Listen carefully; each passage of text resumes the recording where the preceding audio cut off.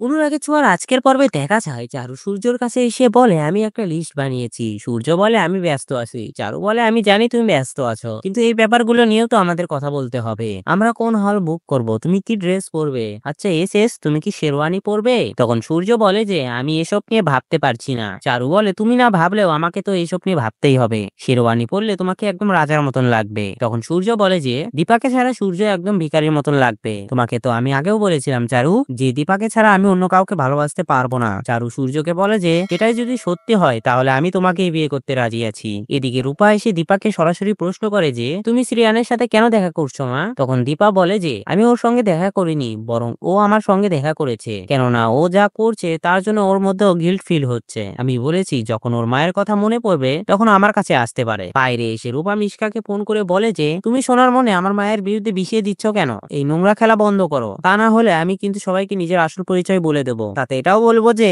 মিশকা নামের মনস্টারটা এখনো বেঁচে আছে। এরপর দীপা রূপার কাছে আসে আর বলে তোমাকে এত টেনশনের মধ্যে কেন লাগছে দেখতে। পরে ফোনে কেউ আছে, দীপা ফোনটা তুললে মিশকা বলে যে আমি লোনের জন্য ফোন করেছিলাম। এদিকে ঘরে এসে সোনা দেখতে পারে যে সূর্য আর চারু চুপচাপ দাঁড়িয়ে আছে। তখনই সোনা চিৎকার করে বলে যে ওই মহিলার জন্য আবার চারুকে কষ্ট দিয়েছো? সূর্য বলে মুখ সামলে কথা বলবে। সূর্য সেখান থেকে চলে গেলে চারু সোনাকে বলে যে অনেক মানুষ সাফার করার পরেও নিজেকে তৈরি করতে পারে না। দীপার সূর্যর অবস্থা হয়েছে সেই রকম, হঠাৎ এত ভালোবাসার পরেও নিজেদেরকে আলাদা হয়ে যেতে হচ্ছে। আমি ওদেরকে কোনো দোষ দিচ্ছি না, কিন্তু ওরা তো নিজে থেকে এক হতে চাইছে না। সেই জন্য এই সম্পর্কটাকে এবার শেষ হতে হবে। আমি চাইছি বিগ বং এ আমি এঙ্গেজমেন্টের অর্ডার নিয়ে যাব। তুমি রাজি তো অলি? তখন অলি বলে তোমাকে আমি বিশ্বাস করেছিলাম মা, কিন্তু তুমি আমার সাথে বিশ্বাসঘাতকতা করেছো। কিভাবে আমি আর বাবা তোমার চোখের সামনে থেকে তোমার থেকে আলাদা হয়ে যাচ্ছি। তারপর চারু সোনাকে ভেতরে নিয়ে এসে দীপাকে এঙ্গেজমেন্টের পুরো দায়িত্ব দেয়। তখনই রূপা এসে প্রতিবাদ করে বলে যে মা ওরা তোমাকে কষ্ট দেওয়ার জন্য ইচ্ছা করে এটা করছে। সোনা বলে উনি তো মহান, উনি ঠিকই পারবে,